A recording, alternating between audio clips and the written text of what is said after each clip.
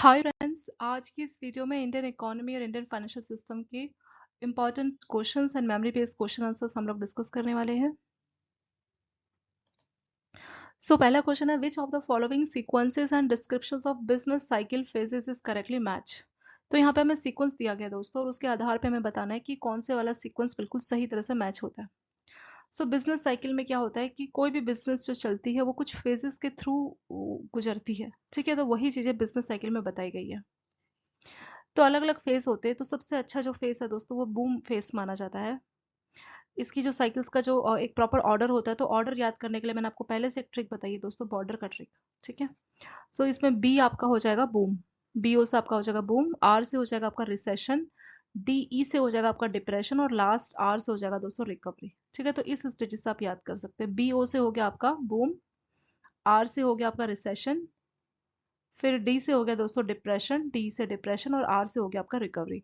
तो इन चार स्टेजेस से जो है बिजनेस को गुजरना पड़ता है। बूम फेज उस फेज को बोलते हैं जब सब कुछ बहुत अच्छा होता है, जो प्रोडक्ट है वो बहुत ज्यादा बिक रहे होते हैं, और बहुत अच्छी कमाई, बहुत अच्छी जो है सेल्स कंपनी कर रही होती है। रिसेशन में आके क्या हो जाता है कि जो सेल्स है एक तरह से सेचुरेशन में आ जाती है। इस टाइम पे तो बहुत अच्छी सेल्स है, लेकिन सेल्स कुछ टाइम के लिए रुक जाती है, सेचुरेशन स्टेज आ जाता है, उससे आगे वो ग्रो नहीं करती है। ठीक है, तो उस स्टेज को दोस्तों बोला जाता है आपका रिसेशन।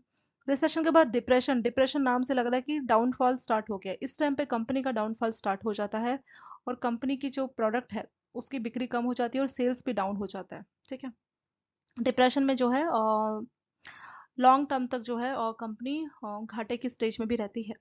डिप्रेशन के बाद, क्योंकि डिप्रेशन में क्या है कि कंपनी के पास अब कुछ ऑप्शन नहीं है, लोगों के पास जॉब नहीं है, लोगों के पास सैलरी नहीं है। ठीक है, तो लोग कम वेजेस में आके भी काम करना शुरू करते हैं। तो जब कम वेजेस में काम करना शुरू कर रहे हैं, तो मार्केट में ऐसे लोग जो बहुत टाइम से वेट कर रहे थे कुछ खरीदने के लिए मार्केट में, तो वो लोग भी आके उस कंपनी के प्रोडक्ट को जो है मार्केट में लेना शुरू करें, तो उसकी वजह से धीरे धीरे जो है कंपनी आके ग्रो करना शुरू कर देती है।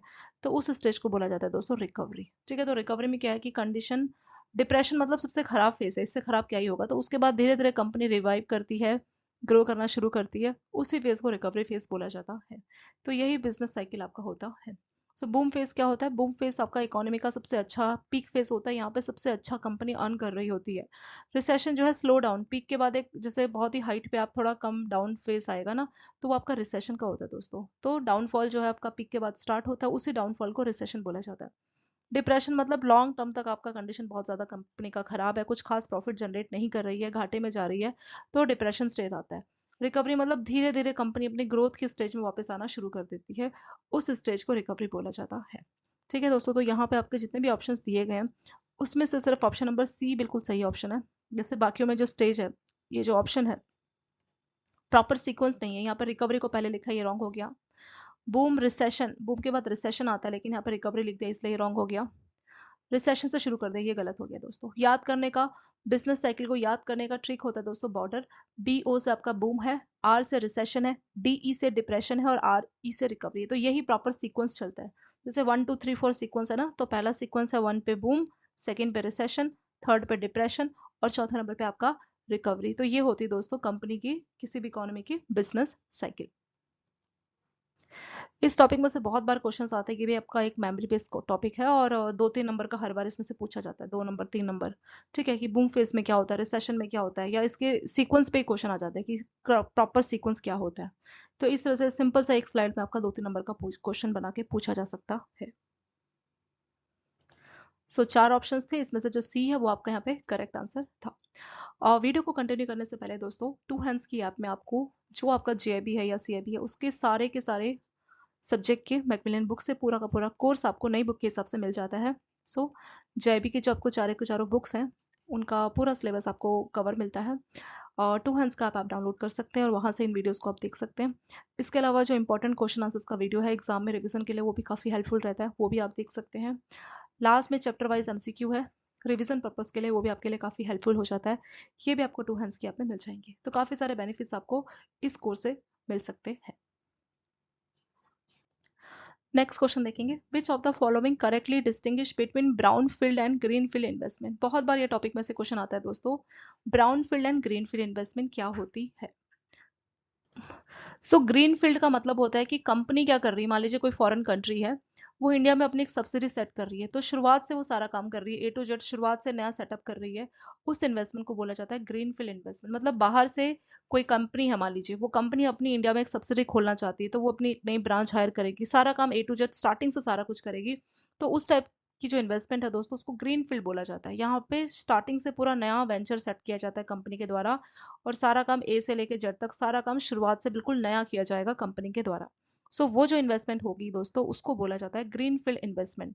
लेकिन अगर हम बात करें ब्राउन फील्ड इन्वेस्टमेंट का मतलब होता है कि ऑलरेडी कोई कंपनी चल रही है इंडिया में, बाहर से कुछ लोग आके कंपनी के शेयर्स में कुछ इन्वेस्ट कर लेते हैं, मतलब पुरानी एग्जिस्टिंग कंपनी में अगर कुछ इन्वेस्टमेंट किया जा रहा है, तो उस टाइप की इन्वेस्टमेंट को ब्राउन फील्ड बोला जाता है।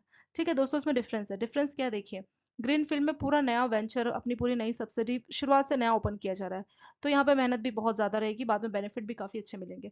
ब्राउन फील्ड में क्या है कि इंडिया में मान लीजिए पहले से कोई कंपनी चल रही थी, मिस्टर ए कोई कंपनी चला रहा था, मिस्टर बी यूएसए से आया और उसने कहा कि मैं आपके साथ पार्टनरशिप करके बिजनेस को आगे बढ़ाना चाहता हूँ, कुछ पैसे मैं इन्वेस्ट करूंगा और बिजनेस आगे ग्रो करेगा, हम पार्टनरशिप में काम करेंगे, या मैं आपकी कंपनी के कुछ शेयर्स खरीद लेता हूँ। इस तरह की जो इन्वेस्टमेंट है, इस तरह का जो पैसा इस कंपनी में लगाया गया है, इस वाले इन्वेस्टमेंट को बोला जाएगा दोस्तों ब्राउन फील्ड इन्वेस्टमेंट। चार ऑप्शंस देखेंगे दोस्तों। पहला है कि brown field investment involve building a new facility from scratch. तो ब्राउन फील्ड में स्क्रैच से मतलब शुरुआत से सारा काम बिल्ड हो रहा है, ये गलत है दोस्तों, ये तो ग्रीन फील्ड का डेफिनेशन है ना। ग्रीन फील्ड इन्वॉल्व इन्वेस्टिंग और लीजिंग एन एग्जिस्टिंग फैसिलिटी, तो पहला स्टेटमेंट आपका रॉन्ग हो जाएगा। सेकेंड है brown field investment refers to investing in existing facilities abroad, यानी आप किसी अब्रोड कंट्री में जा रहे हैं या अब्रोड से कोई आपकी कंट्री में आ रहा है और पहले से कोई फैसिलिटी है वहां पे इन्वेस्टमेंट किया जा रहा है। जैसे मैंने एग्जांपल दिया, इंडिया में ए ऑलरेडी एक बिजनेस चला रहा है, बी यूएसए से आया और उसने कहा कि मिलकर हम पार्टनरशिप में काम करेंगे, तो पुराना जो वेंचर है, पुराना जो सेटअप है, उसमें ही अलग से इन्वेस्टमेंट की जा रही है फॉरेनर्स के द्वारा, वो इन्वेस्टमेंट कहलाती है दोस्तों ब्राउन फील्ड। तो ये डेफिनेशन सही है। Green field investment involve establishing a new subsidy और facility in a foreign country from the ground up. तो यहाँ ग्राउंड अप मतलब शुरुआत से नया बिजनेस सेटअप किया जाएगा, उसको ग्रीन फील्ड इन्वेस्टमेंट बोला जाता है। तो पहला रॉन्ग था दोस्तों, लेकिन ये जो सेकंड स्टेटमेंट है बी, आपका बिल्कुल सही स्टेटमेंट है। तीसरा है कि ब्राउन फील्ड हो चाहे ग्रीन फील्ड हो, दोनों में ही जो है पुराने बिजनेस को जो है एक्वायर किया जाता है, तो ये गलत है दोस्तों, ये सिर्फ ब्राउन फील्ड में होता है। चौथा है green field investment involve merger and acquisition. Green field के केस में मर्जर एक्विजिशन की जाती है, लेकिन ब्राउन फील्ड में नया ऑपरेशन सेटअप किया जाता है, ये रॉन्ग है दोस्तों। ब्राउन में नया नहीं होता, बल्कि ब्राउन में पुराना ही कुछ एक्वायर कर लिया, मर्जर कर लिया, या पुराने ही बिजनेस में आपने कुछ जॉइंट वेंचर ऐसा सेटअप किया, वो आपका ब्राउन होता है। ग्रीन का मतलब सारा कुछ नया ऑपरेशन स्टार्ट करना होता है। तो सिर्फ और सिर्फ ऑप्शन नंबर बी एक ऐसा ऑप्शन है जो आपका बिल्कुल सही है। तो इस क्वेश्चन का आंसर हो जाएगा दोस्तों option number B. Brown field में जो पुराना बिजनेस है, उस बिजनेस में बाहर की कंपनी आके अपना इन्वेस्टमेंट करती है, लेकिन ग्रीन फील्ड में या तो अपनी नई सब्सिडी पूरी नई ब्रांच खोल रही है, तो पूरा काम ग्राउंड से स्क्रैच से शुरुआत से सारा काम किया जा रहा है बाहर की कंट्री के द्वारा, वो होता है आपका green field investment. Next question देखेंगे, what is the authorised share capital and ownership structure of RRB as per regional rural bank amendment act 2015। दोस्तों आप लोगों ने पढ़ा होगा कि one state one RRB model है। वन स्टेट यानी एक स्टेट में एक आरआरबी ऐसा रहना चाहिए, ठीक है। तो इसमें क्या हुआ कि आरआरबी को मर्ज किया गया, और अगर हम चौथे स्टेज की बात करें जो कि आपका 1 मई 2025 से एप्लीकेबल था, इसके तहत जो आरआरबी है इंडिया में थर्ड स्टेज में, मतलब प्रॉपर इसका स्टेज चला था, 4 स्टेजेस में आरआरबी का मर्जर किया गया था। पहला फेज 2010 से 6 से 10 के बीच में चला था, जहां पे 196 से 82 बैंक्स रह गए थे, यानी मर्जर हो गया था। फिर 82 से 56 रह गए थे सेकंड फेज में। थर्ड फेज में 56 से 43, और जो लास्ट और फोर्थ फेज आपका 2025 में हुआ है, उसमें जो बचे कुछ 43 थे उनको मर्ज करके 28 आरआरबी बनाया गया। ठीक है, तो 28 आरआरबी भी कैसे है, 26 स्टेट के लिए एक हो गया और 2 आपका यूनियन टेरिटरीज के लिए 2 आरआरबी। तो इस तरह से one state one RRB model को फॉलो किया गया। ठीक है, तो अभी अगर हम नंबर ऑफ आरआरबीज की बात करें दोस्तों इंडिया में, तो सिर्फ 28 आरआरबीज है, और ये चौथा जो फेज था ना मर्जर का, तो उस चौथे मर्जर के फेज में अभी ऐसे बनाए गए। तो अभी मॉडल क्या है, मॉडल है वन स्टेट वन आरआरबी। ठीक है, एक स्टेट में एक आरआरबी रहना चाहिए, तो इस हिसाब से मॉडल बनाया गया। और आरआरबी का एग्जैक्ट पर्पस क्या होता है, किस लिए ये काम करते हैं दोस्तों? आरआरबी का मेन पर्पस वही होता है कि जो रूरल पॉपुलेशन है, ठीक है, आरआरबी नाम से लग रहा है रीजनल रूरल बैंक, यानी ये सिर्फ रूरल पॉपुलेशन को ही फोकस करते हैं। जैसे नॉर्मल जो बैंक है वो ज़्यादातर अर्बन को फोकस करते हैं, लेकिन आरआरबी का जो मेन फोकस है वो रूरल होता है। ये एग्रीकल्चर पर्पस के लिए कुछ लोन चाहिए, ठीक है, या छोटे बिजनेस, स्मॉल बिजनेस या रूरल डेवलपमेंट के लिए कोई लोन चाहिए, तो आरआरबी बैंक इसके लिए लोन देने का काम करते हैं। ये जो पैसा लेते हैं जनता से, ये भी आपका, ये जो डिपॉजिट लेते हैं, ये भी रूरल पॉपुलेशन से, गांव में ही इनकी ब्रांचेस होती है। इनका जो मेन पर्पस इनका यही होता है कि गांव में, यानी जो विलेजेस है वहां पे लोगों को सेविंग का हैबिट बनाया जाए, और उनको अगर कोई क्रेडिट या लोन फैसिलिटीज चाहिए तो ये बैंक उनको वो फैसिलिटीज देने का काम करते हैं।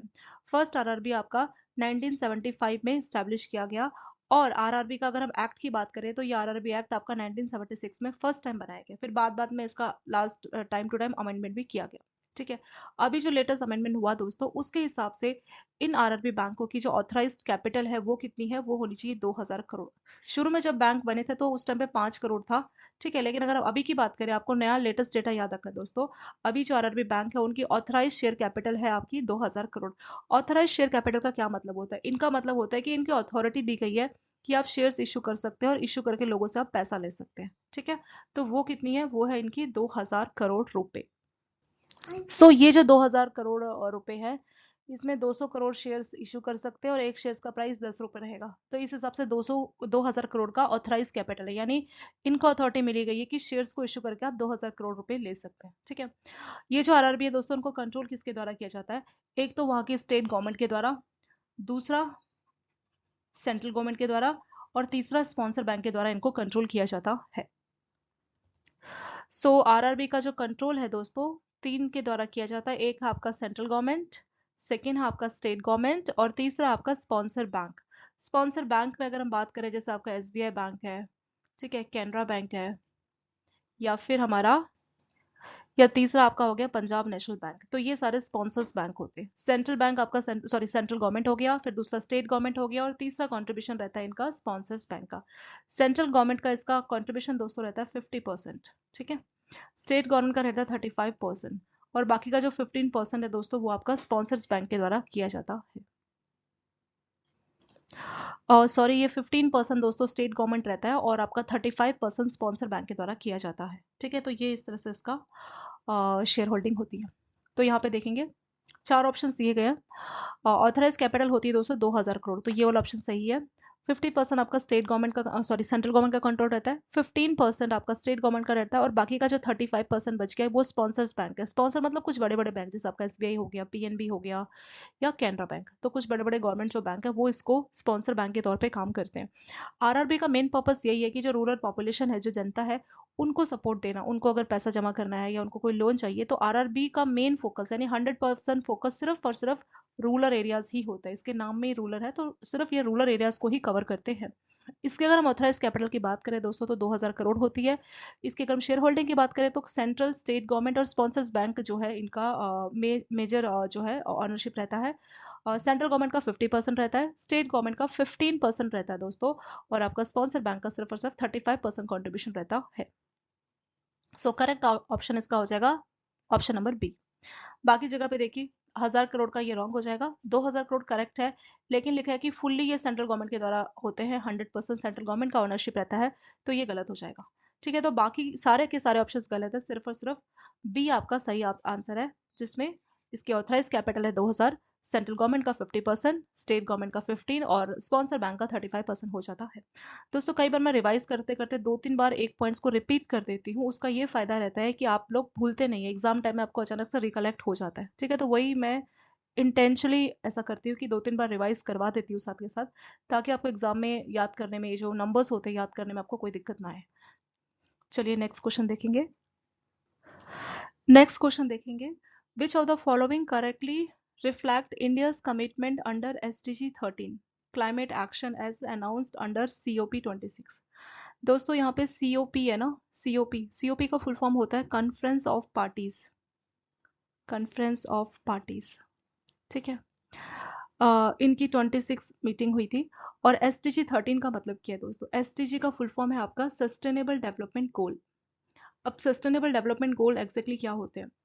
2015 में जब इनका मीटिंग हुआ था दोस्तों सीओपी का, उस टाइम पे 17 टोटल 17 एसडीजी की बात की गई थी कि हम 17 अलग अलग गोल्स को अलग अलग टाइम पीरियड में पूरा करेंगे। तो उन 17 गोल्स में से जो एक गोल था वो आपका एसडीजी 13 था।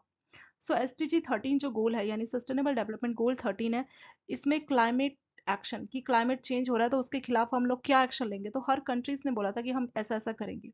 तो इंडिया ने भी अपनी कुछ बातें बताई थी कि हम एसडीजी 13 यानी जो क्लाइमेट एक्शन है उसके लिए हम कुछ करेंगे, क्लाइमेट एक्शन के लिए हम लोग क्या क्या करेंगे। तो वो पॉइंट्स यहाँ पे बताए गए कि कौन कौन सी चीजें इंडिया ने कमिट की थी। अलग अलग कंट्रीज इस कॉन्फ्रेंस ऑफ पार्टीज में आई थी और इसकी मीटिंग में सबने डिस्कशन किया था कि जैसे आपका जब जब 2015 में मीटिंग हुआ था दोस्तों, ये जो यूनाइटेड नेशन जनरल असेंबली का 2015 में जो मीटिंग था, तब बोला था कि हम टोटल 17 एसडीजी बनाएंगे। ठीक है, 17 एसडीजी गोल्स को हम लोग पूरा करेंगे अलग अलग टाइम पीरियड में। तो उन 17 एसडीजी में से एक था आपका एसडीजी 13। ठीक है, टोटल 17 गोल है, स्पेशल डेवलपमेंट के टोटल 17 गोल है। उन गोल्स में से एक था आपका एसडीजी 13 यानी सस्टेनेबल डेवलपमेंट गोल 13। ये एसडीजी 13 बात करता है क्लाइमेट एक्शन के लिए। तो इस की डिस्कशन कॉन्फ्रेंस ऑफ पार्टीज की जब 26 मीटिंग थी तो तब इसके बारे में डिस्कशन किया गया था। तो इंडिया ने कौन कौन से पॉइंट्स यहाँ पे रखे। ठीक है, एक और बात दोस्तों, सीओपी यानी कॉन्फ्रेंस ऑफ पार्टीज ये होता क्या है। ये डिसीजन मेकिंग बॉडी है इंटरनेशनल ट्रीटी के तहत, मतलब कुछ कंट्रीज इसका पार्ट है United nation framework convention on climate change. तो वो जो है कॉन्फ्रेंस ऑफ पार्टीज जो है एक डिसीजन मेकिंग बॉडी होती है जो डिसाइड करती है। और ये ऐसा नहीं कि ये सिर्फ एक जगह पे, ये अलग अलग कंट्रीज के लोग इसके मेंबर्स रहते हैं। और 2021 में जब ये आपकी सीओपी 26 मीटिंग 2021 में की गई थी, लोकेशन इसका था दोस्तों ग्लासगो। ठीक है, ग्लासगो में 2021 में जब ये मीटिंग की गई थी तब डिस्कशन हुआ था एसडीजी 13 गोल के बारे में। एसडीजी 13 है आपका क्लाइमेट एक्शन।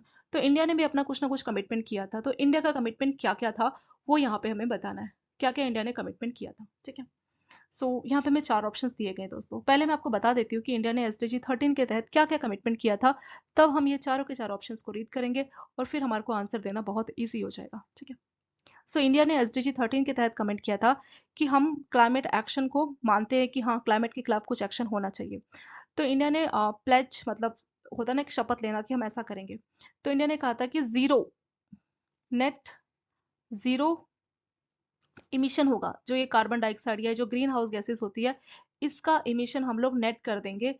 कब तक? 2070 तक। यानी हम जो कार्बन डाइऑक्साइड या जो बाकी की जो ग्रीन हाउस गैसेस को रिलीज करते हैं तो उसका हम जो नेट इमिशन है वो 0% कर देंगे। कब तक? 2070 तक। ठीक है, दूसरा था कि जो है 500 गीगावाट का जो है 500 गीगावाट का नॉन फॉसिल्स एनर्जी जैसे सोलर एनर्जी ये सब चीजें। सो नॉन फॉसिल्स एनर्जी को हम 2030 तक 500 गीगावाट तक का जो है टारगेट अचीव करेंगे। ठीक है, तो नॉन फॉसिल्स होता है जिसके तहत नेचर को कोई हार्म नहीं पहुंचता, जैसे सोलर एनर्जी। आपने भी देखा होगा बैंकों ने अलग अलग सोलर एनर्जी के तहत कई सारे प्रोडक्ट लॉन्च किए हुए हैं और गवर्नमेंट उसमें सब्सिडी देती है। तो उसका पर्पस यही है कि नॉन फॉसिल्स एनर्जी जो है 500 गीगावाट तक हम लोग 2030 तक अपनी कैपेसिटी इतनी हम लोग बनाएंगे। तीसरा है कि 2030 तक जो हमारा नॉन रिन्यूएबल जो एनर्जी हो सॉरी जो रिन्यूएबल एनर्जी के सोर्स है ये हम अपना 50% रिक्वायरमेंट रिन्यूएबल से करेंगे। यानी जो भी हमारी एनर्जी की रिक्वायरमेंट है तो उसमें से 50% हम लोग रिन्यूएबल, जैसे आपका सोलर प्लांट हो गया, इसके तहत ही हम अपनी 50% एनर्जी की रिक्वायरमेंट को पूरा करेंगे 2030 के तहत। चौथा है कि इंडिया क्या करेगा कि अपना जो कार्बन इमिशन है अभी के कंपैरिजन में 1 बिलियन टन रिड्यूस करेगा कार्बन इमिशंस 2030 तक। यानी अभी जितना भी हम लोग कार्बन डाइऑक्साइड या जो ग्रीन हाउस गैसेस रिलीज करते हैं तो उसमें से 1 बिलियन टन का जो है हम लोग रिड्यूस करेंगे, इतना कम एनर्जी को हम लोग रिड्यूस करेंगे। ठीक है, लास्ट और पांचवा कमिटमेंट था कि इंडिया 2030 तक अपनी जो कार्बन इंटेंसिटी है उसको 45% तक रिड्यूस कर लेगा। ठीक है, 2030 तक अपनी जो कार्बन इंटेंसिटी है उसको 45% तक रिड्यूस कर लेगा। ठीक है, तो अलग अलग 5 स्टेटमेंट्स दी गई थी इंडिया के द्वारा क्लाइमेट एक्शन को लेके, जो कि एसडीजी 13 है यानी सस्टेनेबल डेवलपमेंट गोल 13 में बोला गया था। सो इसमें से ये जो 5 पॉइंट हमने देखे दोस्तों, एक बार इसको रिवाइज करते हैं। जो आपका कार्बन डाइऑक्साइड या जो ग्रीन हाउस गैसेस है उसका इमिशन नेट जीरो हो जाएगा 2070 तक। सोलर पावर प्लांट या इसके तहत जो एनर्जीज हम लोग रिलीज करते हैं 2030 तक हम लोग नॉन फैसल्स की 500 गीगावाट तक की एनर्जी का टारगेट अचीव करेंगे। अपनी जो एनर्जी रिक्वायरमेंट है 2030 तक 50% रिक्वायरमेंट हम लोग रिन्यूएबल सोर्स से करेंगे। चौथा था कि जो भी हम लोग कार्बन डाइऑक्साइड अभी रिलीज करते हैं 1 बिलियन टन जो है वैल्यू हम लोग डाउन कर देंगे। कब तक? 2030 तक।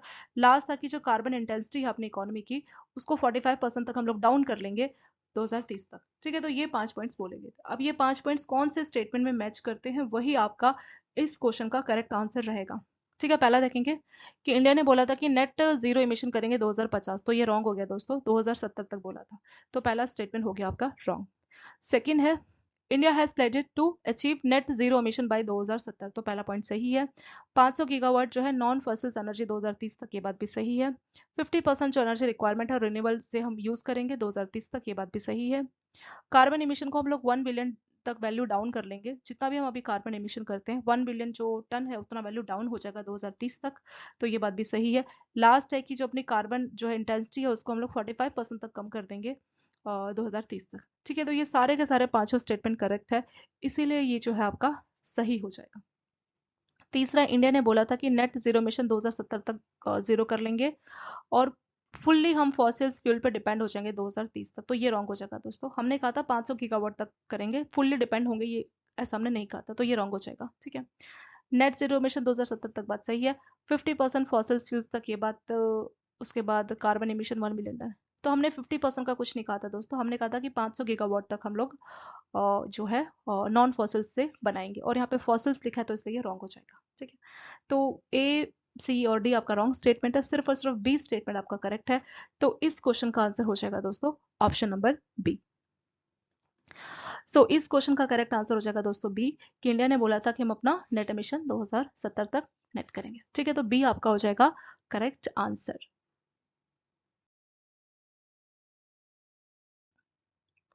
सो नेक्स्ट क्वेश्चन देखेंगे, what is the main purpose of RBI conducting variable rate reverse repo auctions. So यहाँ पे वी ट्रिपल आर के ऊपर आपका क्वेश्चन है दोस्तों, कि आरबीआई का एग्जैक्ट क्या पर्पस रहता है कि आरबीआई वेरिएबल रिवर्स रेपो जो है उसके ऑक्शंस कराता है। सो यहाँ पे चार ऑप्शंस दिए गए हैं। पहला है to inject more liquidity into banking system, ज़्यादा लिक्विडिटी इंजेक्ट करने के लिए, या अगर मार्केट में ऑलरेडी लिक्विडिटी है तो उसको ऑब्जर्व करने के लिए। टू इंक्रीज गवर्नमेंट बोरोविंग, सरकार को बोरोविंग करना, उधार लेना, उसको बढ़ाने के लिए। To provide long term loans to commercial bank, commercial banks को लॉन्ग टर्म का लोन प्रोवाइड करने के लिए।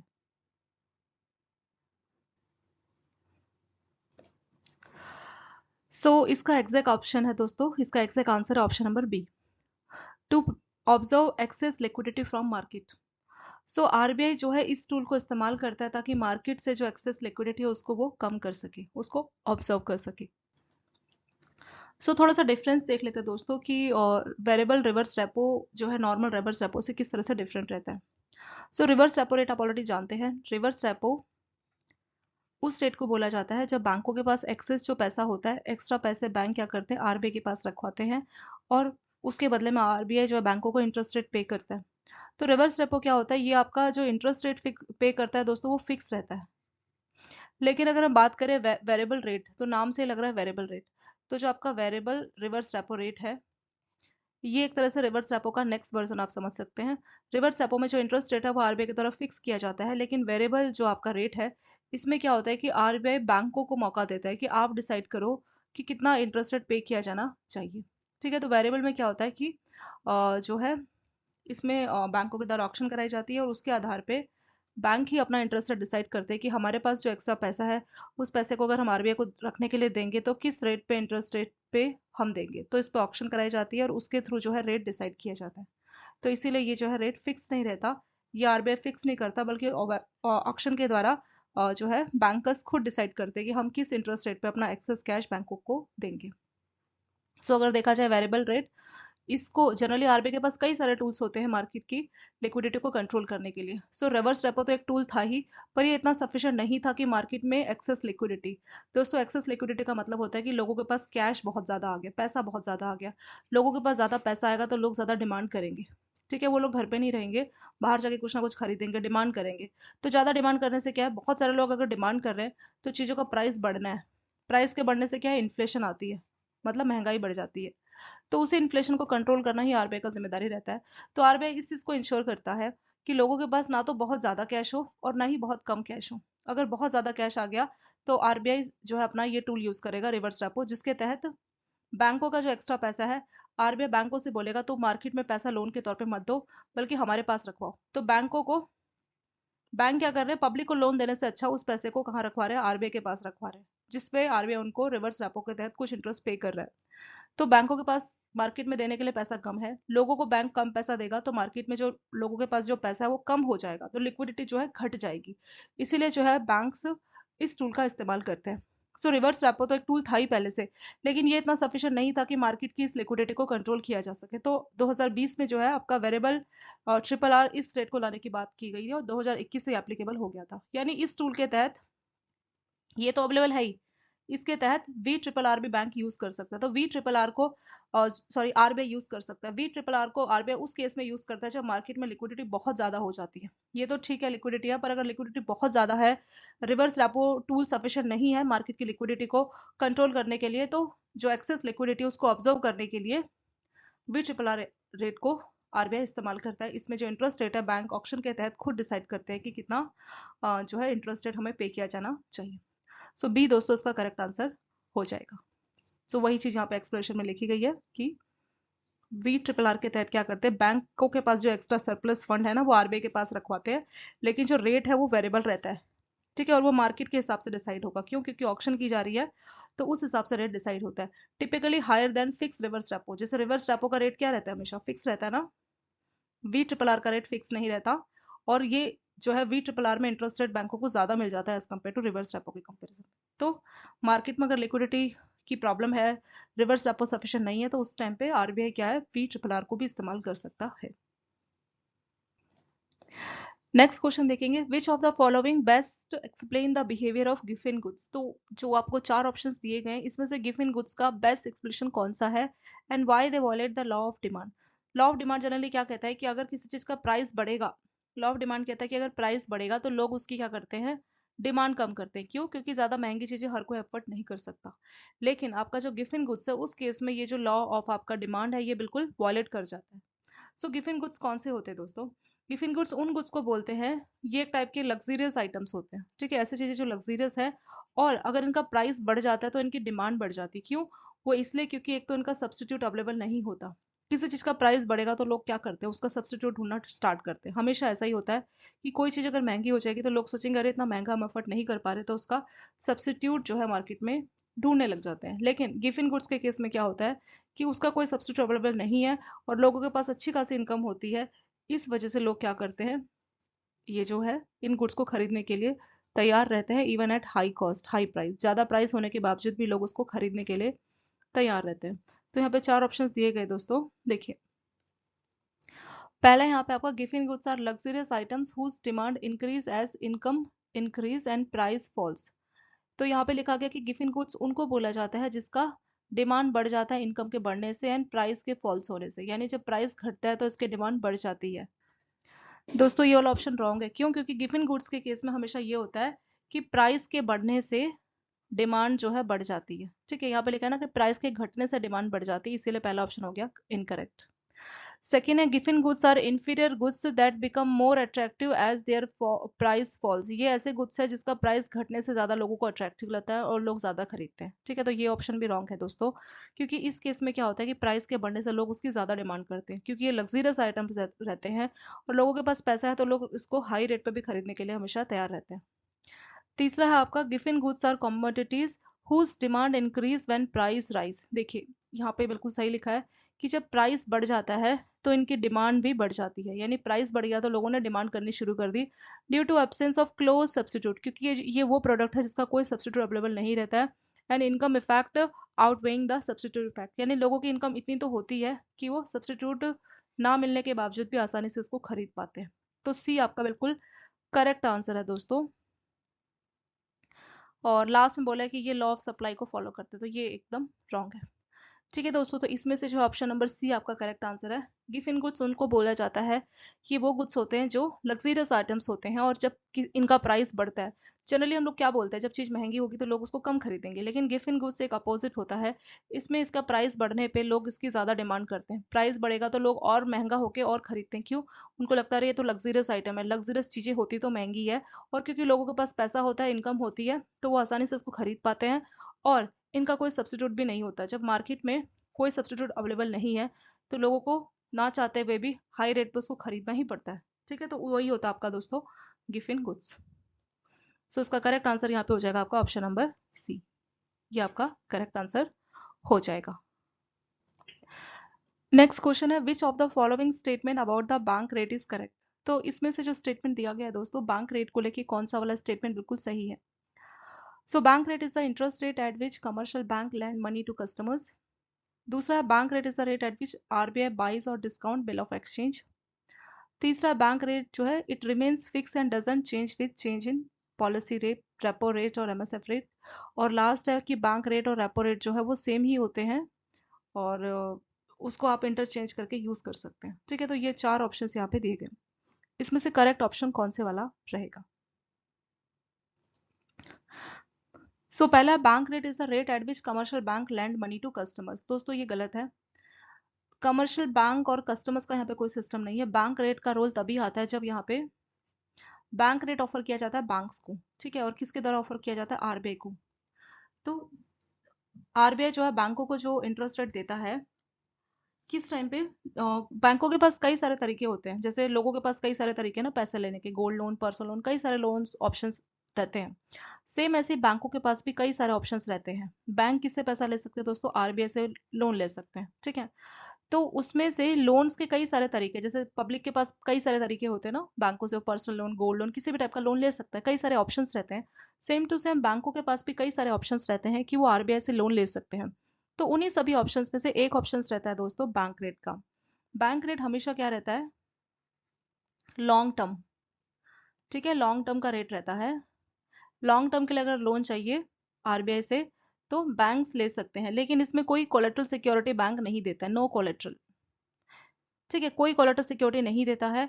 और इसमें फिर जब कोलेट्रल सिक्योरिटी नहीं है तो फिर कैसे बैंकों को, ये जो भी बैंकों के पास बिल ऑफ एक्सचेंज होते हैं, ठीक है, कोई बिल ऑफ एक्सचेंज है या फिर कमर्शियल पेपर है, सो उनको बैंक रीडिस्काउंट करवा लेता है आरबीआई से। रीडिस्काउंट का मतलब क्या है कि पहली बार तो बैंकों ने जब ये खरीदा था तो उनको डिस्काउंट में मिलता है, bill of exchange, commercial paper, ये सब चीजें बैंकों को खुद डिस्काउंट में मिलती है।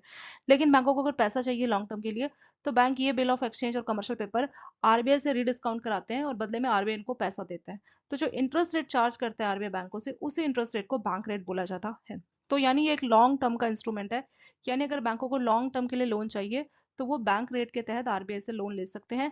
इसके लिए कोई कोलेटरल सिक्योरिटी, कोलेटरल में जनरली जैसे कोई गवर्नमेंट सिक्योरिटीज वो सब देने का जरूरत नहीं है बैंकों को।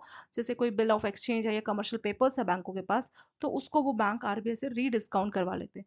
ये रीडिस्काउंट वर्ड दोस्तों इसीलिए है क्योंकि जब बैंकों ने कमर्शियल पेपर या बिल ऑफ एक्सचेंज खरीदा था तो बैंकों को खुद कस्टमर से या जहां से भी उन्होंने लिया तो बैंकों को खुद वो डिस्काउंट में मिला। अब बैंकों को लॉन्ग टर्म के लिए पैसे की जरूरत पड़ी तो आरबीआई के पास जाएगा तो इसी इंस्ट्रूमेंट को दोबारा से डिस्काउंट करके आरबीआई उसको देगा, ठीक है। तो इसलिए इसको रीडिस्काउंट बोला गया क्योंकि पहला बार बैंक से कस्टमर के बीच में डिस्काउंट हुआ और दूसरी बार आरबीआई से बैंक के बीच में डिस्काउंट होने जा रहा है, इसलिए इसको रीडिस्काउंट बोला जाता है। तो हमेशा ये लॉन्ग टर्म इंस्ट्रूमेंट है, यानी लॉन्ग टर्म के लिए अगर बैंकों को पैसा चाहिए तो इसको यूज कर सकता है।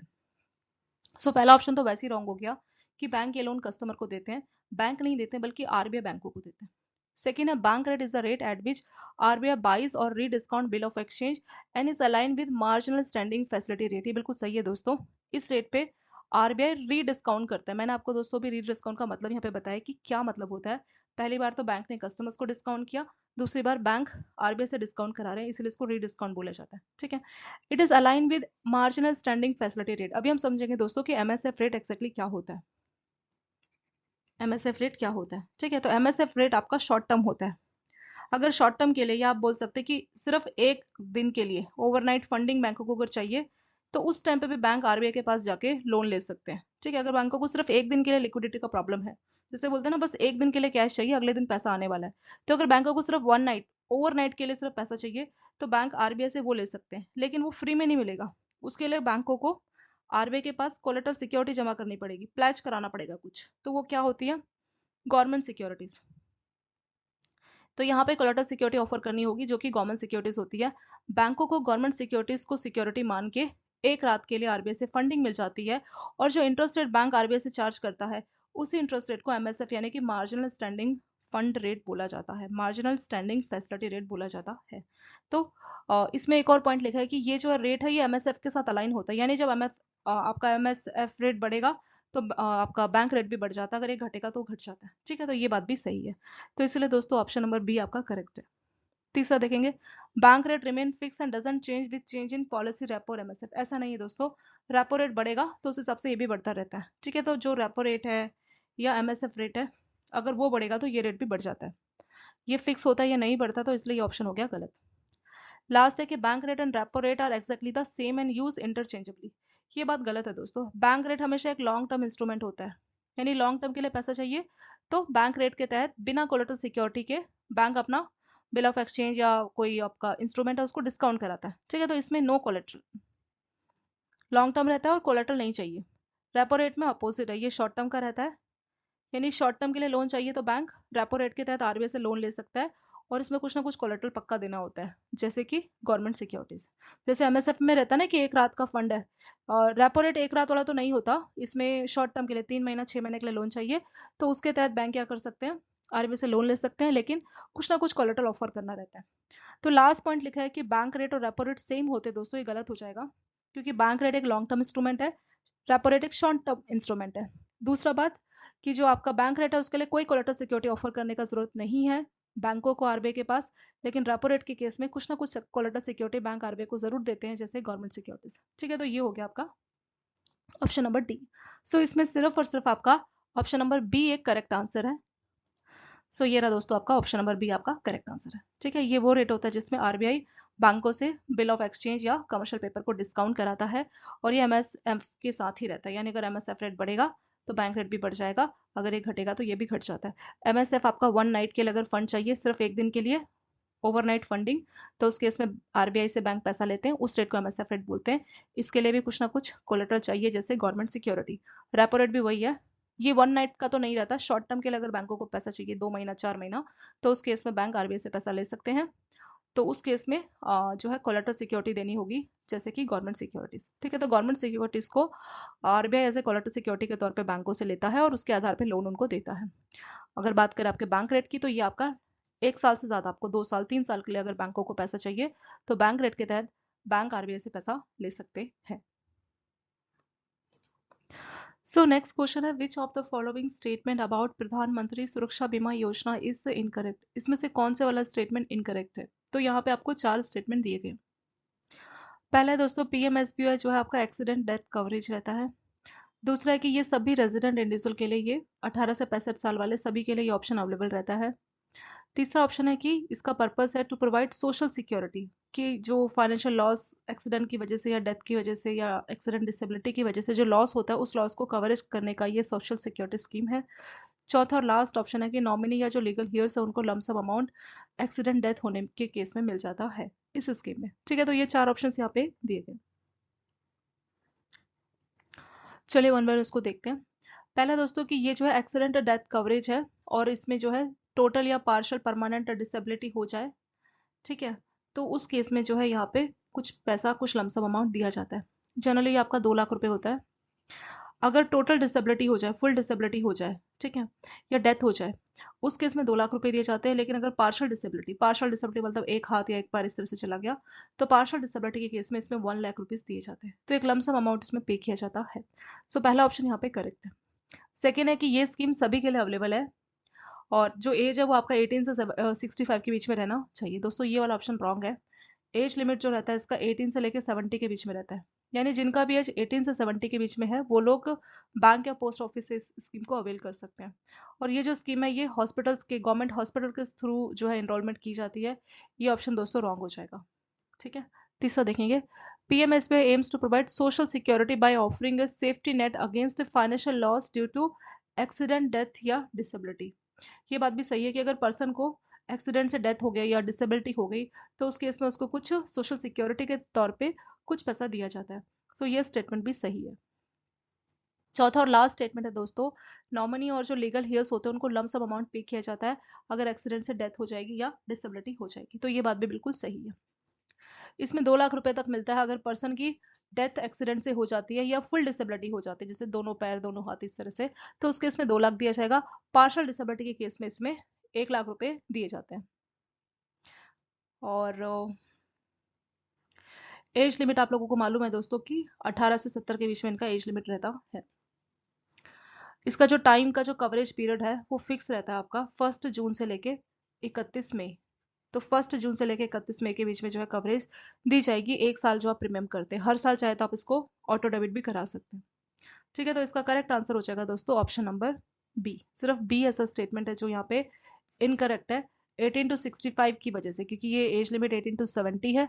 और दूसरा, ये गवर्नमेंट हॉस्पिटल्स नहीं बल्कि बैंक्स या जो जनरल इंश्योरेंस कंपनीज का जो है जनरल इंश्योरेंस कंपनीज के तहत जो इसको जो है अवेल किया जा सकता है। नेक्स्ट क्वेश्चन है, who is commonly known as the father of modern economics. तो मॉडर्न इकोनॉमिक्स का फादर किनको बोला जाता है? Specially for defining economics as the study of wealth. तो इकोनॉमिक को इन्होंने कहा था स्टडी ऑफ वेल्थ है। तो किसकी डेफिनेशन दी है? पहला आपका दोस्तों प्रोफेसर अल्फ्रेड मार्शल, दूसरा एडम स्मिथ, तीसरा आपका रॉबिन्स, लायनल रॉबिन्स, और चौथा है ऑल दी एबव। सो इसका करेक्ट आंसर है दोस्तों ऑप्शन नंबर बी यानी एडम स्मिथ। एडम स्मिथ को फादर ऑफ मॉडर्न इकोनॉमिक्स बोला जाता है। इन्होंने एक बुक लिखी थी, काफी फेमस बुक थी दोस्तों इनकी, वेल्थ ऑफ नेशन के नाम से, और ये बुक 1776 में इनके द्वारा लिखी गई थी। सो वेल्थ ऑफ नेशन में इन्होंने डिफाइन किया था कि अगर आप इकोनॉमी को स्टडी करना चाहते हैं तो आप वेल्थ का स्टडी करो। यानी इनका कहना था कि अगर आप इकोनॉमी को स्टडी करना चाहते हैं तो आप वेल्थ को स्टडी कीजिए। वेल्थ को कैसे स्टडी करना है कि एक कंट्री कैसे पैसे को अर्न कर रही है और कैसे उस पैसे को यूज कर रही है, यानी पैसा कैसे कमाया जाता है और कैसे उसको खर्च किया जाता है। अगर आप इस चीज को समझ लेते हैं तो आप इकोनॉमी को समझ जाएंगे। यानी इकोनॉमी आपका वेल्थ ही है। वेल्थ कैसे लोग पैसा कैसे कमा रहे हैं, कैसे खर्च कर रहे हैं कंट्री के लोग, अगर आप इसको स्टडी कर लेते हैं तो आप इकोनॉमी को स्टडी करेंगे। ये आपका डेफिनेशन था जो आपका एडम स्मिथ के द्वारा दिया गया था। इनको जो है वेल्थ ऑफ नेशन की जो बुक है 1776 में काफी इन्होंने फेमस बुक लिखी थी इसी टॉपिक के ऊपर, और इनको ही जो है फादर ऑफ मॉडर्न इकोनॉमी बोला जाता है। सो ऑप्शन नंबर बी दोस्तों करेक्ट आंसर है।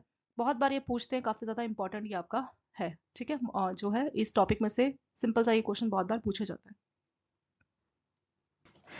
ऐसे ही एक आपका जो अल्फ्रेड मार्शल थे दोस्तों, इन्होंने बोला था कि अगर आपको इकोनॉमी को स्टडी करना है तो आपको दोनों का ध्यान रखना होगा। यानी आपको लोगों का भी, इनका कहना था कि इकोनॉमी वेल्थ ही नहीं है।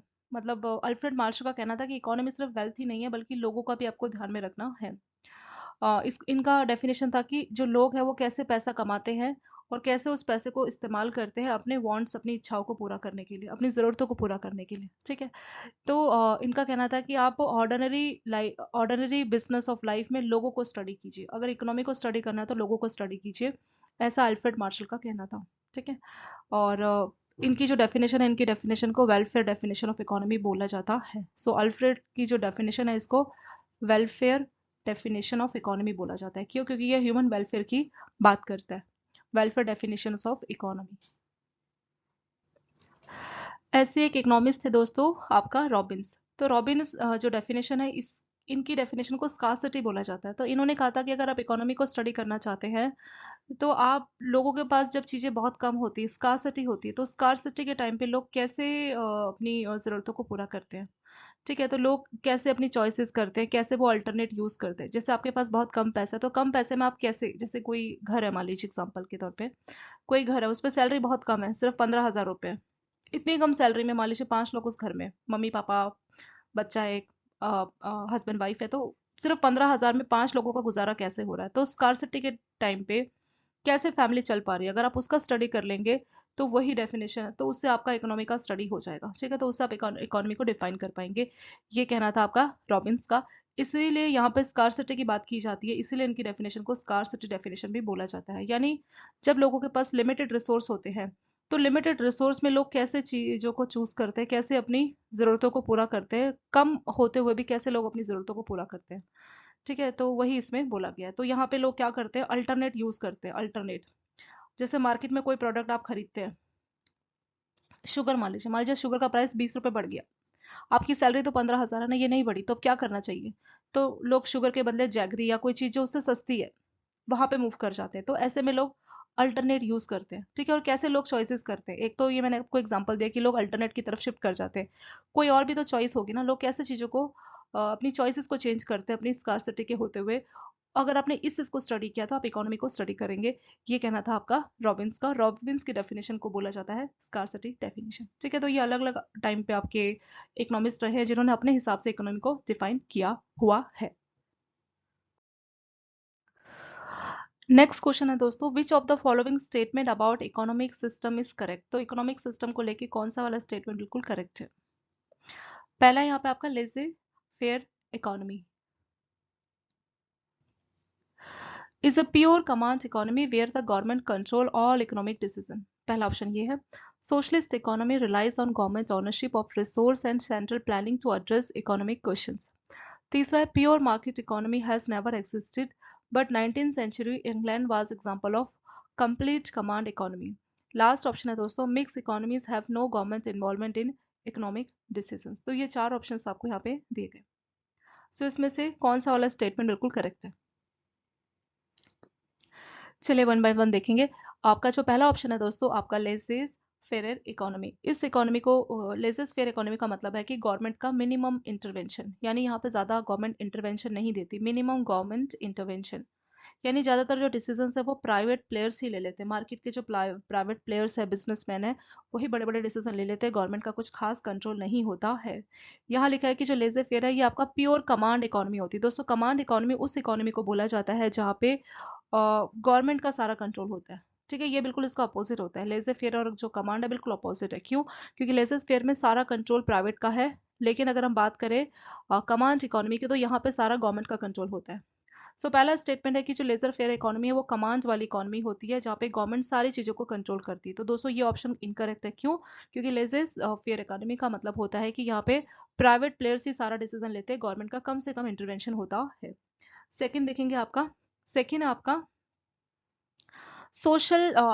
Socialistic economic relies on government ownership of resources and central planning to address economic questions. ये बिल्कुल सही स्टेटमेंट है दोस्तों, क्योंकि जो आपका सोशलिस्टिक इकोनॉमीज होता है यहाँ पे गवर्नमेंट ही सभी चीजों की ऑनरशिप होती है. जैसे आपका रशिया है, वहाँ पे गवर्नमेंट का ही ज्यादातर चीजों पे ऑनरशिप है और सेंट्रली प्लानिंग करती है कि किस तरह से इकोनॉमिक्स चीजें होंगी. तो यहाँ पे जो आपका सोशलिस्ट इकोनॉमी, यहाँ पे गवर्नमेंट का ऑनरशिप रहता है. ये स्टेटमेंट बिल्कुल करेक्ट है. तीसरा है आपका pure market economy has never existed but 19th century England was example of complete command economy. तो इसमें है आपका 19th सेंचुरी में जो है आपका इंग्लैंड कमांड जो है पूरा कमांड इकोनॉमी बन गया था. दोस्तों ये स्टेटमेंट गलत है. वो कमांड इकोनॉमी नहीं बल्कि मार्केट इकोनॉमी की बनने वाला था. ठीक है, इट वाज वेरी क्लोज, क्योंकि गवर्नमेंट का कंट्रोल बहुत ज्यादा कम हो चुका था. ठीक है, और इंडस्ट्रियल बहुत ज्यादा रेवोल्यूशंस पे थी, कंपनीज बहुत रेवोल्यूशंस पे थी, और जो है गवर्नमेंट का कम से कम कंट्रोल रहेगा. तो 19th सेंचुरी में इंग्लैंड बनने वाला था मार्केट इकोनॉमी, यानी प्राइवेट ही सब कुछ कंट्रोल करने वाले थे. ठीक है, तो यहाँ पे आपका ये हो गया, सी का आंसर ये हो गया. चौथा आपका सी भी आपका इनकरेक्ट है, क्योंकि यहाँ पे लिखा है कि कमांड इकोनॉमी बनने वाला था. दोस्तों ये कमांड नहीं बल्कि मार्केट इकोनॉमी बनने वाला था, क्योंकि जो इंडस्ट्रीज है उन्होंने सारा कुछ कंट्रोल उस टाइम पे किया था. लास्ट है mix economies have no government involvement in economic decision. ये गलत है दोस्तों. मिक्स का मतलब है गवर्नमेंट और प्राइवेट मिलके. ठीक है, 50-50% मतलब मिलके दोनों का इक्वली कॉन्ट्रीब्यूशन रहता है इकोनॉमिक डिसीजन में. तो यहाँ पे लिखा है कि मिक्स में कोई भी गवर्नमेंट का इन्वॉल्वमेंट नहीं रहता, इसलिए ये स्टेटमेंट भी आपका रॉन्ग हो गया. तो ए, सी और डी आपका रॉन्ग स्टेटमेंट है. सिर्फ और सिर्फ जो आपका बी है वो सही स्टेटमेंट है. तो विच इज करेक्ट आंसर हो जाएगा दोस्तों ऑप्शन नंबर बी. ठीक है, तो ये हो गया आपका बी एक करेक्ट आंसर हो गया. सो लेजर फेयर में क्या होता है कि गवर्नमेंट का कम से कम कंट्रोल रहता है, पूरा प्राइवेट प्लेयर्स ही मार्केट को कंट्रोल करते हैं, बड़े बड़े इकोनॉमिक डिसीजंस प्राइवेट प्लेयर्स ही लेते हैं. सोशलिस्टिक में जो है गवर्नमेंट की ओनरशिप रहती है. जो मार्केट इकोनॉमी है, मार्केट इकोनॉमी कभी एग्जिस्ट नहीं किया था, लेकिन जो 19th सेंचुरी, तो उस टाइम पे इंग्लैंड जो है मार्केट इकोनॉमी के बहुत क्लोज था. मार्केट इकोनॉमी का मतलब है कि सारा जो कंट्रोल है वो प्राइवेट प्लेयर्स ले सकते हैं. ठीक है, और जो इंडस्ट्रीज है बहुत ज्यादा रेवोल्यूशंस कर रही थी उस टाइम पे इंग्लैंड में, तो उस टाइम पे सारा कंट्रोल प्राइवेट प्लेयर्स के पास आने वाला था. तो it was very close to market economy. यहाँ पे कमांड इकोनॉमी लिखा है, कमांड मतलब पूरा गवर्नमेंट का कंट्रोल होने वाला था, तो ये इसलिए ये गलत हो गया. चौथा, मिक्स इकोनॉमी में गवर्नमेंट का कोई भी कंट्रोल नहीं है. दोस्तों ये रॉन्ग होता है. मिक्स का मतलब है गवर्नमेंट प्राइवेट मिल के जो है काम करेंगे. ठीक है, इक्वली कॉन्ट्रीब्यूशन रहता है दोनों का. तो इसीलिए डी जो आपका है यहाँ पे इनकरेक्ट आंसर हो जाएगा. सो फाइनली बी आपका इसमें करेक्ट आंसर हो जाएगा. नेक्स्ट क्वेश्चन देखेंगे. Which of the following statement about public provident fund scheme is incorrect. तो पीपीएफ के बारे में कौन सा वाला स्टेटमेंट दोस्तों इनकरेक्ट है? पहला, the lock in period for PPF account is 15 years and with an option for extend for 5 years. Second है जो इन्वेस्टमेंट है वो 1.5 lakhs पर ईयर का कर सकते हैं. तीसरा है कि आपका NRIs are allowed to open and contribute to PPF account. चौथा और लास्ट ऑप्शन आपका loan against PPF can be availed only between 3rd and 5th year of opening the account. तो ये चार ऑप्शंस यहाँ पे दिए गए. अब चलिए इसको डिस्कस करते हैं कि कौन कौन से जो ऑप्शंस है वो सही है या कौन से इनकरेक्ट है। पहला है दोस्तों, जो आपका जो पीपीएफ स्कीम होता है, पब्लिक प्रोविडेंट फंड, ये जो स्कीम होता है ये नेशनल सेविंग स्कीम होता है, जो पोस्ट ऑफिस आप इसको सेविंग स्कीम बोल सकते हैं, और गवर्नमेंट का इन्वेस्टमेंट का एक बहुत अच्छा तरीका होता है। पीपीएफ में क्या होता है कि साल में कम से कम 500 रुपये, ज़्यादा से ज़्यादा 1.5 लाख रुपए आप एक साल में जमा करवा सकते हैं पीपीएफ खाते में। ठीक है, 500 रुपये से लेकर 1.5 लाख तक। स्टार्टिंग में आप इसको चाहे तो 15 साल के लिए ओपन होता है। फिर अगर इसको हम फर्दर एक्सटेंड करना चाहें तो 5 साल के लिए इसको हम और एक्सटेंशन करवा सकते हैं। इसमें जो भी आप पैसा कंट्रीब्यूट करते हैं उसको आप टैक्स के तहत डिडक्शन क्लेम कर सकते हैं। वो आपका एटीसी रहता है। तो टैक्स का जो सेक्शन एटीसी है, इनकम टैक्स एक्ट का सेक्शन एटीसी में लिखा गया है कि साल भर में 1,50,000 का अमाउंट, 1.5 लाख आप पीपीएफ के तहत, एटीसी के तहत टैक्स डिडक्शन क्लेम कर सकते हैं। इसमें जो रिटर्न्स आता है वो भी टैक्स में एग्जेम्प्टेड रहता है। मिनिमम इन्वेस्टमेंट दोस्तों 500 से लेके आपका 1.5 लाख एक साल का रहता है, यानी साल भर में आप 500 से लेके 1.5 लाख तक जमा कर सकते हैं। और इस पे जो आपका इंटरेस्ट रहता है वो आपका कंपाउंड इंटरेस्ट रहता है, यानी यहाँ पे जो इंटरेस्ट आपको पे किया जाता है ना, वो आपका कंपाउंड इंटरेस्ट रहता है। और आप चाहे तो लमसम यानी साल भर में एक ही बार में 1.5 लाख जमा करना चाहिए, इंस्टॉलमेंट में जमा करना चाहिए तो आपकी मर्जी है। साल भर में आप 12 इंस्टॉलमेंट में आप इसको पैसे को जमा कर सकते हैं। कोई भी इंडियन जो सिटीजन है वो पीपीएफ अकाउंट ओपन करवा सकता है, लेकिन यहाँ पे एक एक्सेप्शन है दोस्तों। वो एक्सेप्शन क्या है कि जो एनआरआईज है या हिंदू अनडिवाइडेड फैमिली, वो एलिजिबल नहीं है। हिंदू अनडिवाइडेड फैमिली और जो एनआरआई है वो पीपीएफ अकाउंट नहीं कर सकते। क्यों? क्योंकि रेजिडेंट के लिए तो एनआरआई तो आपका बाहर का हो गया ना, जो इंडिया से ज्यादा बाहर रह रहा हो, तो उनके लिए ये ऑप्शंस नहीं रहता है। एनआरआई और पीपीएफ एलिजिबल, एनआरआई और आपका हिंदू अनडिवाइडेड फैमिली जो है वो पीपीएफ के लिए एलिजिबल नहीं रहते हैं। और अगर आपको लोन चाहिए तो पीपीएफ डिपॉजिट को सिक्योरिटी मान के लोन भी दिया जा सकता है। लोन आप थर्ड ईयर, जब भी आपने पीपीएफ का खाता खुलवाया होगा उसके थर्ड या फिफ्थ ईयर के बीच में आप लोन अवेल कर सकते हैं। 3rd to 5th ईयर के बीच में आप लोन अवेल कर सकते हैं। इसका लॉक इन पीरियड वही है, स्टार्टिंग में अगर आप खुलवा रहे तो 15 साल का इसका लॉक इन पीरियड हो जाता है। ठीक है दोस्तों, तो पीपीएफ के बारे में हमने सारा बेसिक देख लिया। पीपीएफ को लेके भी क्वेश्चन बहुत बार आता है, ये भी आपका एक मेमोरी बेस्ड टॉपिक ही है। सो लॉक इन पीरियड 15 ईयर्स का है और उसको 5 साल के लिए आप एक्सटेंड कर सकते हैं दोस्तों। पहला वाला स्टेटमेंट बिल्कुल सही है, करेक्ट है ये। सेकेंड है कि इन्वेस्टमेंट आप साल भर में 1.5 लाख का कर सकते हैं और इसमें आपको एटीसी के तहत टैक्स एग्जम्पशन भी मिलता है। ये स्टेटमेंट भी हमने देखा दोस्तों कि एटीसी के तहत आप साल भर में 1.5 लाख रुपए तक का टैक्स एग्जम्पशन क्लेम कर सकते हैं। तो सेकंड स्टेटमेंट दोस्तों ये भी आपका करेक्ट है। तीसरा है कि एनआरआई जो है, NRIs are allowed to open and contribute to PPF account. दोस्तों ये स्टेटमेंट रॉन्ग हो जाएगा। क्यों? एनआरआई और एचयूएफ यानी हिंदू अनडिवाइडेड फैमिली और जो एनआरआई है उनके लिए ये ऑप्शन नहीं रहता, वो इसके लिए एलिजिबल नहीं है। तीसरे में लिखा है कि एनआरआई भी जो है ओपन करवा सकते हैं, इसीलिए ये स्टेटमेंट आपका हो जाएगा इनकरेक्ट। सी आपका यहाँ पे आंसर हो जाएगा वैसे। चौथा स्टेट आपका ऑप्शन है loan against PPF can be avail between 3rd and 5th year of opening. तो जब भी आपने पीपीएफ का खाता खुलवाया उसके तीसरे से 5वें साल के बीच में आप इसमें लोन अवेल कर सकते हैं। ठीक है, पीपीएफ डिपॉजिट को सिक्योरिटी मान के लोन ले सकते हैं। तो चौथा स्टेटमेंट भी आपका यहाँ पे करेक्ट है। सो ए, बी और डी आपका जो है करेक्ट है, सी आपका इनकरेक्ट है। तो वही पूछा था विच इज इनकरेक्ट, तो सी आपका आंसर आ जाएगा दोस्तों। सी इज अ इनकरेक्ट स्टेटमेंट। ठीक है, तो एनआरआई जो है दे आर, एनआरआई जो है खाता खुलवा सकते हैं और पीपीएफ कंट्रीब्यूट कर सकते हैं। ये एक इनकरेक्ट स्टेटमेंट है। क्यों? क्योंकि एनआरआई और हिंदू अनडिवाइडेड फैमिली इसके लिए एलिजिबल नहीं रहते हैं। तो सी हो जाएगा दोस्तों उसका करेक्ट आंसर, क्योंकि यही इनकरेक्ट पूछा था ना, तो इनकरेक्ट आपका सी है। तो सी इस क्वेश्चन का आंसर आपका हो जाएगा। नेक्स्ट क्वेश्चन देखेंगे। Which of the following statement correctly distinguish CPI, WPI and GDP deflators. CPI होता है दोस्तों आपका कंज्यूमर प्राइस इंडेक्स, डब्ल्यूपीआई होता है हमारा होलसेल प्राइस इंडेक्स, और तीसरा आपका GDP, gross domestic product deflator. तो इन तीनों में से कौन सा जो है डिफरेंस सही है? चार ऑप्शंस में से कौन सा ऑप्शंस में जो डिफरेंस है तीनों का बिल्कुल सही बताया गया। पहला दोस्तों सीपीआई जो है वो प्राइसेस होलसेल लेवल पे बताता है और डब्ल्यूपीआई आपका कंज्यूमर लेवल पे बताता है। देखिए पहले थोड़ा सा डिफरेंस समझते हैं, फिर इन ऑप्शंस को हम लोग रीड करेंगे। ठीक है, सो सीपीआई में क्या होता है यहाँ पे लिख लेते हैं इनका डिफरेंस। सीपीआई, डब्ल्यूपीआई और आपका जीडीपी डिफ्लेटर, इसके डिफरेंस की बात करेंगे। सीपीआई में क्या रहता है कि इसमें जो है जो प्रोडक्ट का जो प्राइस चेंज है वो रिटेल लेवल पे देखता है, कंज्यूमर लेवल पे, यानी रिटेल लेवल पे कितना प्रोडक्ट का प्राइस में चेंज आ रहा है, हाउस होल्ड लेवल पे कितना प्रोडक्ट के या सर्विसेज के प्राइस में चेंज आ रहा है, वो कंज्यूमर प्राइस इंडेक्स में देखा जाता है।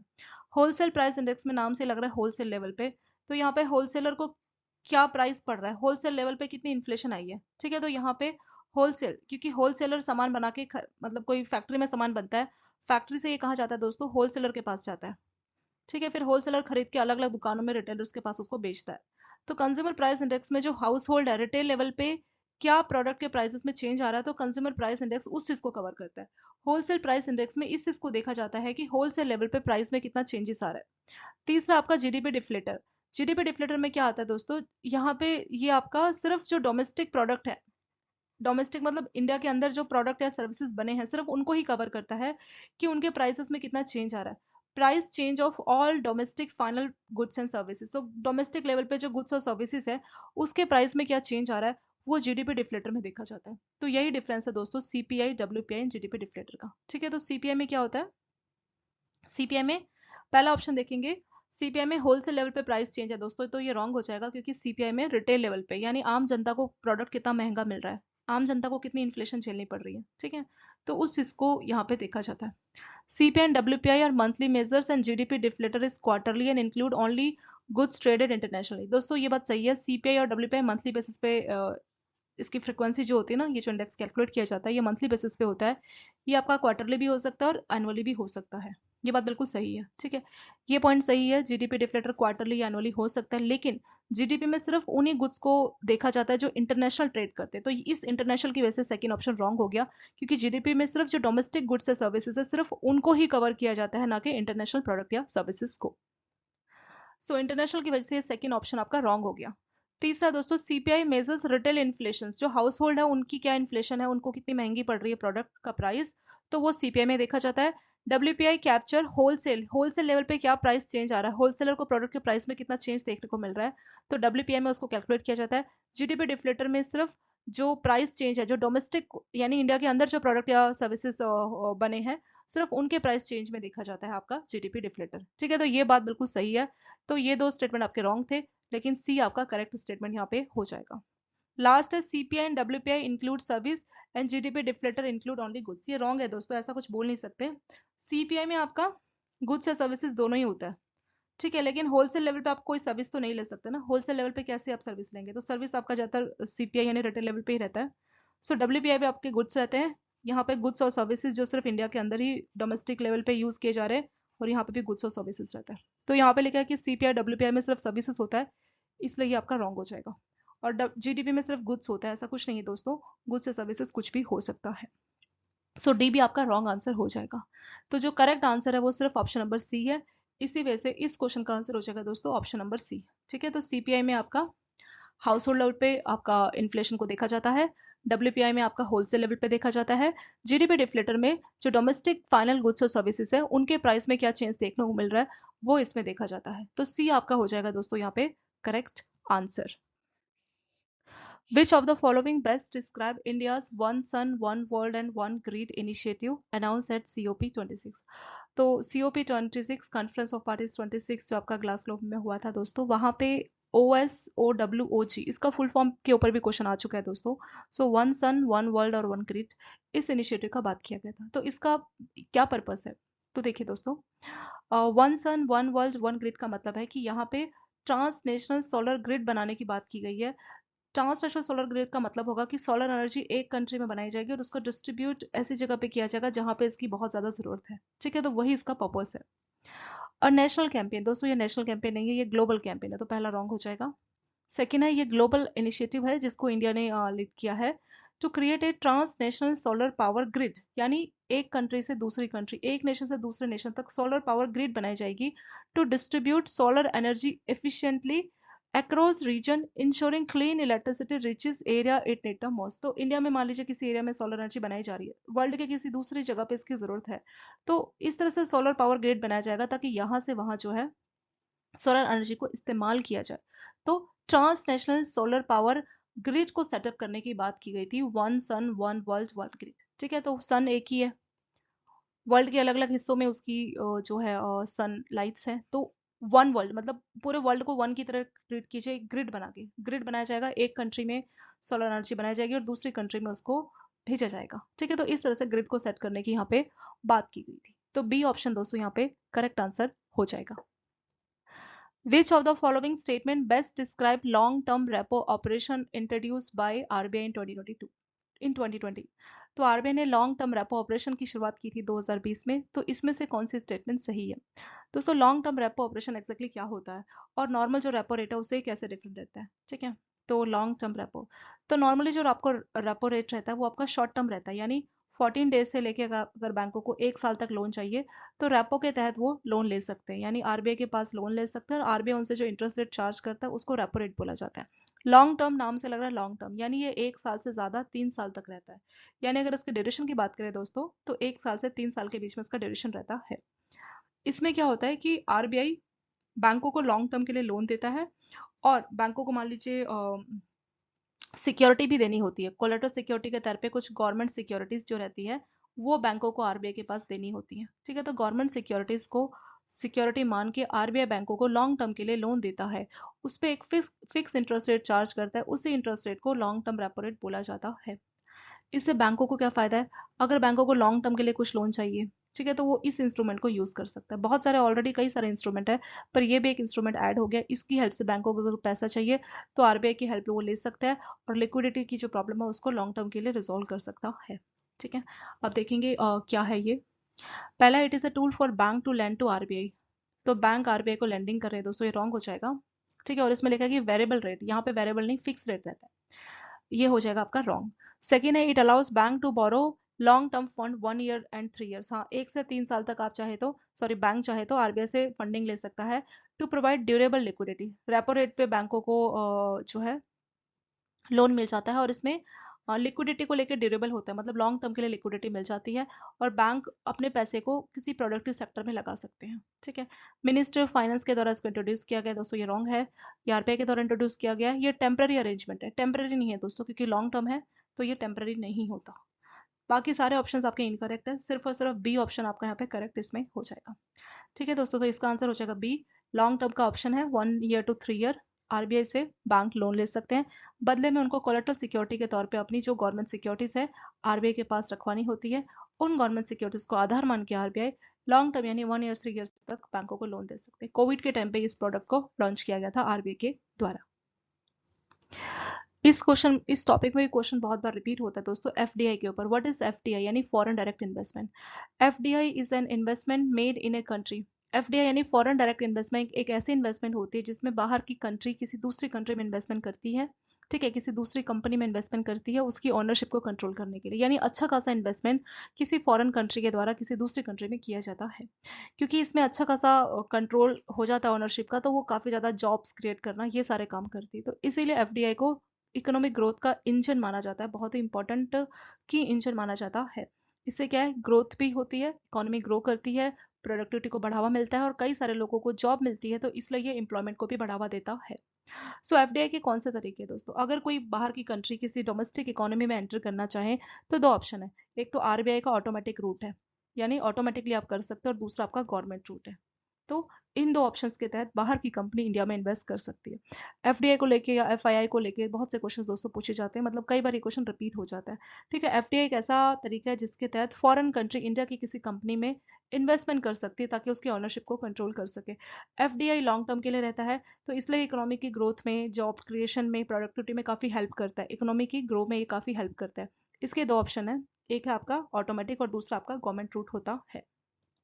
नेक्स्ट क्वेश्चन है, what are the sectors with conditions और गवर्नमेंट रूट। तो गवर्नमेंट रूट क्या है, गवर्नमेंट रूट का मतलब होता है दोस्तों यहाँ पे कुछ चीजें आपको जैसे कि मतलब कौन कौन से सेक्टर्स है जहाँ पे गवर्नमेंट रूट इन्वॉल्व है, मतलब गवर्नमेंट से अप्रूवल लेना पड़ेगा, ठीक है। तो देखिए, डिफेंस में आपको 75% ऑटोमेटिक, डिफेंस में 74% तक इन्वेस्टमेंट करना है तो वो ऑटोमेटिक है, उससे ज्यादा है तो फिर गवर्नमेंट का अप्रूवल लेना पड़ेगा। और अगर कोई हाई टेक्नोलॉजी वाला डिवाइस है तो 100% बाई गवर्नमेंट रूट, यानी 100% गवर्नमेंट से अप्रूवल लेना पड़ेगा।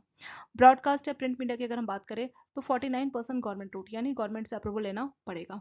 टीवी चैनल में 100% ऑटोमेटिक, ऑटोमेटिकली आप कर सकते हैं अगर टीवी चैनल में कुछ इन्वेस्टमेंट की जानी है।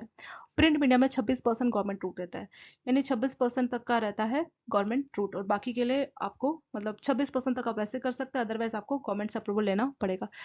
टेलीकॉम ने 49% ऑटोमेटिक है, अगर 49% से 74% तक इन्वेस्ट करना चाहे तो गवर्नमेंट रूट के तहत यानी परमिशन लेके आप कर सकते हैं। 74% से ज़्यादा, उससे ज़्यादा अलाउ नहीं है दोस्तों, ठीक है। 49% तक ऑटोमेटिक है। उससे ज़्यादा अगर आपको टेलीकॉम कंपनी में इन्वेस्ट करना है तो गवर्नमेंट से अप्रूवल लेना पड़ेगा, लेकिन 74% भी लिमिट है, इससे ज़्यादा आप आगे इन्वेस्ट नहीं कर सकते। ये वैल्यू दोस्तों एज इट इज़ आप लोग याद कीजिए, कई बार इस वैल्यू के ऊपर एज इट इज़ क्वेश्चन आ जाता है।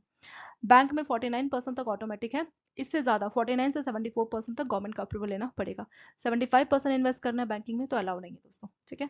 मल्टी ब्रांड रिटेल में आपका 51% है, लेकिन वो भी गवर्नमेंट रूट। 51% तक कर सकते हैं, लेकिन गवर्नमेंट से अप्रूवल लेने के बाद। इंश्योरेंस या पेंशन में 74%, लेकिन इंश्योरेंस के लिए तो ऑटोमेटिक है, पेंशन के लिए 49% तक का रूट है।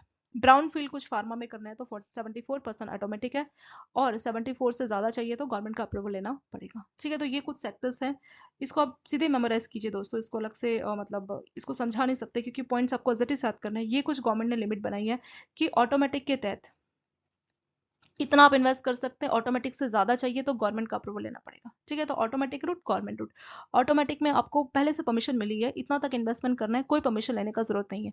गवर्नमेंट रूट में पहले से परमिशन लेना पड़ेगा, उसके बाद ही आप इन्वेस्टमेंट कर पाएंगे, ठीक है। तो ये हो गया आपका FDI। नेक्स्ट क्वेश्चन है व्हाट इज FII, यानी कि फॉरेन इंस्टीट्यूशन इन्वेस्टमेंट। जैसे हमने FDI देखा, FDI लॉन्ग टर्म तक किसी कंट्री में जो है इन्वेस्ट करता है। FII आपका शॉर्ट टर्म रहता है, ठीक है। So FII refers to short term capital investment in stock और हेज फंड। तो इसमें बाहर का कोई पर्सन या कंपनी इंडिया में शॉर्ट टर्म के लिए शेयर्स में इन्वेस्ट करती है।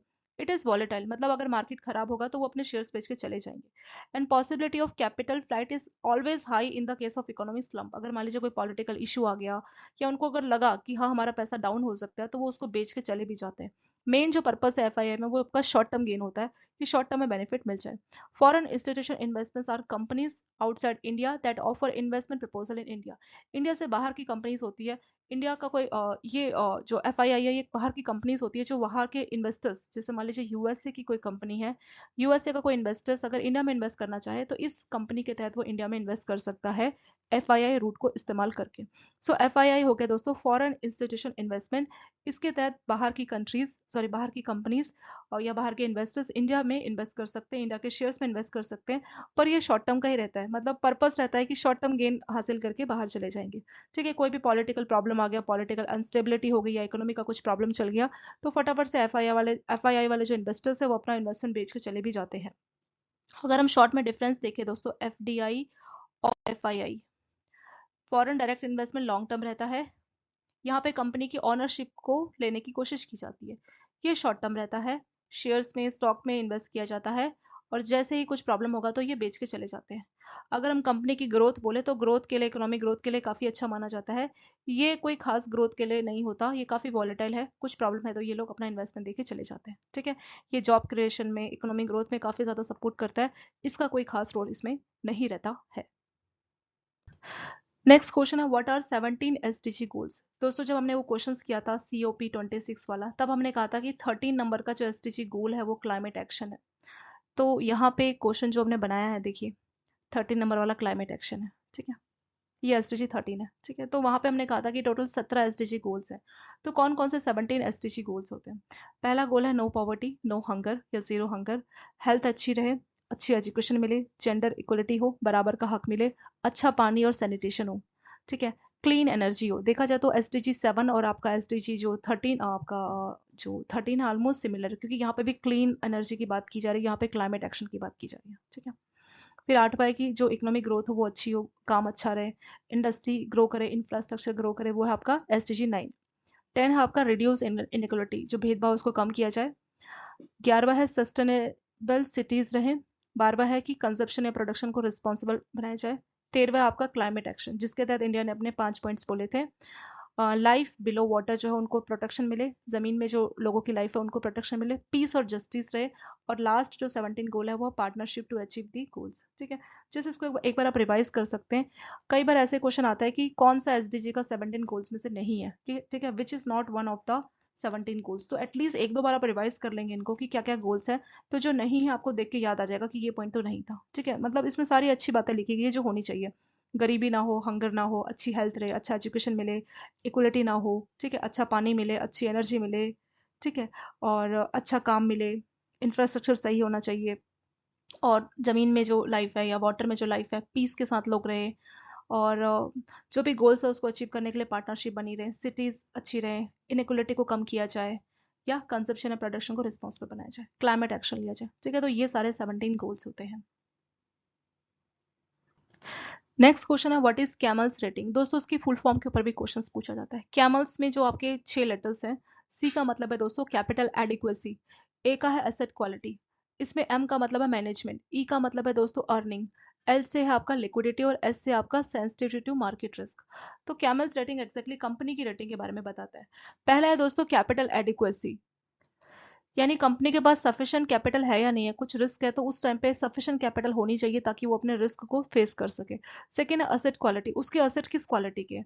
अच्छी क्वालिटी के असेट का मतलब है जैसे बैंक है, बैंकों के अच्छे असेट का मतलब है कि आसानी से उनको पेमेंट मिलेगा। खराब क्वालिटी का असेट जैसे एनपीए जिनसे उनको कोई रिकवरी नहीं हो रही, तो असेट की क्वालिटी क्या है। तीसरा कंपनी का मैनेजमेंट सिस्टम कैसे काम करता है। एक अच्छा मैनेजमेंट एक अच्छे डिसीजन को सपोर्ट करता है, मतलब अच्छा मैनेजमेंट होगा तो एक अच्छा डिसीजन लेंगे, उससे कंपनी आगे ग्रो करती है। ठीक है, तो तीसरा इंपॉर्टेंट पॉइंट है कंपनी के लिए मैनेजमेंट। चौथा है अर्निंग, कितनी वो कमाई कर रहे हैं, उनकी अर्निंग प्रॉफिट कितनी हो रही है। पांचवा लिक्विडिटी, जैसे बैंकों की भी बात करें, लिक्विडिटी उस पैसे को बोलते हैं जो इजिली अवेलेबल हो। ठीक है, कितना उनके पास कैश अवेलेबल है, इजिली लिक्विडिटी उनके पास कितनी ज्यादा है। लास्ट है सेंसिटिविटी टू मार्केट रिस्क, यानी मार्केट में कुछ प्रॉब्लम आता है तो क्या वो कंपनी डूब जाएगी, क्या उस कंपनी के साथ होगा। ठीक है, वही होता है आपका एस, यानी सेंसिटिविटी टू मार्केट रिस्क, यानी मार्केट रिस्क के हिसाब से कंपनी कितनी ज्यादा सेंसिटिव है। ठीक है, तो ये सारी आपकी कैमल्स रेटिंग यहाँ पे हो जाती है। नेक्स्ट क्वेश्चन देखेंगे what is the difference between merchant banking and commercial banking. बहुत बार ये क्वेश्चन आता है दोस्तों कि मर्चेंट बैंकिंग और कमर्शियल बैंकिंग में डिफरेंस क्या होता है। तो देखिए मर्चेंट बैंकर्स उनको बोला जाता है जो सेबी के द्वारा रेगुलेट किए जाते हैं, यानी जो मर्चेंट बैंकर्स है ये सेबी के द्वारा रेगुलेट किए जाते हैं। अगर हम नॉर्मल कमर्शियल बैंक की बात करें, जैसे एसबीआई हो गया, bank of Baroda, Punjab national bank, ये कमर्शियल बैंक होते हैं, इनको आरबीआई रेगुलेट करता है। मर्चेंट बैंकर्स को रेगुलेट यानी कंट्रोल किया जाता है सेबी के द्वारा, security and exchange board of India. लेकिन अगर हम बात करें कमर्शियल बैंक को दोस्तों, तो इसको आरबीआई के द्वारा रेगुलेट किया जाता है। जो अगर हम मर्चेंट बैंक से इनका रोल होता है कि कोई कंपनी है उनको इक्विटी चाहिए, पैसा चाहिए, मार्केट से फंड रेजिंग में ये हेल्प करते हैं। मर्चेंट बैंकर्स के जो आप क्लाइंट बोल लीजिए वो कंपनीज होती हैं, नई नई कंपनीज जिनको मार्केट से फंडिंग चाहिए, तो कंपनी को फंडिंग या इक्विटी शेयर्स करके इश्यू करके पैसा रेज करने में मर्चेंट बैंकर्स हेल्प करते हैं। तो इनके क्लाइंट ज्यादातर कंपनीज होती है जिनको फंड रेजिंग करनी है। अगर हम कमर्शियल बैंकों की बात करें दोस्तों, तो कमर्शियल बैंकों के कौन होते हैं, कस्टमर्स होते हैं, जिनको लोन चाहिए या जिनको डिपॉजिट चाहिए तो वो कमर्शियल बैंक के क्लाइंट्स होते हैं। जो आपकी मर्चेंट बैंकिंग है, इनकी जो एक्टिविटी दोस्तों वो ज़्यादातर मैनेजमेंट होती है, ये कंपनी को कैसे मैनेज करना है, कैसे शेयर्स इशू करना है, तो मैनेजमेंट में सपोर्ट देती है। लेकिन कमर्शियल बैंक असेट, जैसे कमर्शियल बैंक कोई लोन दे रहे हैं तो जनता को असेट क्रिएट हो रहा है, तो कमर्शियल बैंक का रोल रहता है असेट क्रिएशन में। ठीक है, मर्चेंट बैंक कंपनी को काउंसलिंग देना है, किसी टाइप से मर्जर कराना है, टेक ओवर कराना है, तो उन सब में ये सपोर्ट देते हैं कौन, मर्चेंट बैंकर्स। लेकिन कमर्शियल बैंकों का ऐसा कोई रोल नहीं रहता है। दोस्तों यही डिफरेंस है आपका मर्चेंट एंड कमर्शियल बैंक। ठीक है, तो मर्चेंट बैंक का अगर मेन रोल बोले तो ये कंपनीज को, किसी कंपनी को टेक ओवर कराना है, ठीक है, या कोई कंपनीज आपस में मर्ज होना चाह रही है, या कंपनीज को मार्केट से पैसा रेस करना है, तो मर्चेंट बैंक्स जो है उनकी हेल्प करते हैं। अगर हम कमर्शियल बैंक की बात करें, एसबीआई, ये सारे, तो इनका जो मेन काम है जनता को डिपॉजिट लेना, लोन देना, ये सब इनका काम रहता है। ठीक है, कमर्शियल बैंकों को आरबीआई जो है रेगुलेट करता है, मर्चेंट बैंकर्स को सेबी रेगुलेट करते हैं। मर्चेंट बैंकों का जो मेन काम है वो मैनेजमेंट होता है, कि कंपनीज के मैनेजमेंट में सपोर्ट करना, उनको डिसीजन में हेल्प कराना, कैसे फंड रेजिंग करनी है, क्योंकि सेबी का अप्रूवल पास होना जरूरी है जब भी आपको इक्विटी शेयर्स के तहत फंड रेजिंग करना है। तो ज्यादातर नई नई कंपनीज को फंड रेजिंग के लिए मर्चेंट बैंकर्स की हेल्प लेनी होती है। लेकिन कमर्शियल बैंक के केस में ऐसा कुछ नहीं है, क्योंकि इनका मेन वही काम है जनता से पैसे लेना, लोन देना, लेंडिंग करना, ये सारा मेन काम रहता है आपके कमर्शियल बैंक्स का। What is the maximum period for notice money. Notice money का मैक्सिमम पीरियड कितना होता है दोस्तों, 2, 7, 14 या 1। देखिए कॉल मनी का सिर्फ 1 डे के लिए अगर आपको पैसा चाहिए दोस्तों तो कॉल मनी टर्म यूज होता है। 2 से 14 दिन तक चाहिए तो नोटिस मनी होता है, और 14 दिन से 1 साल तक चाहिए तो उसको टर्म मनी बोला जाता है। ठीक है, तो ये सारे शॉर्ट टर्म इंस्ट्रूमेंट होते हैं, यानी शॉर्ट टर्म के लिए पैसा चाहिए तो इन इंस्ट्रूमेंट की हेल्प ली जाती है। कॉल मनी 1 डे के लिए, 2 से 14 दिन के लिए नोटिस मनी बोला जाता है, 14 दिन से ज्यादा अप टू 1 ईयर के लिए टर्म मनी यूज किया जाता है। सो क्वेश्चन है maximum term for notice money. Notice money का मैक्सिमम टर्म कितना होता है दोस्तों, 2 से लेके 14 दिन है, तो 14 डेज, यानी सी आपका करेक्ट आंसर यहाँ पे हो जाएगा। ठीक है, सो इसका मैक्सिमम टेन्योर होता है दोस्तों 14 डेज।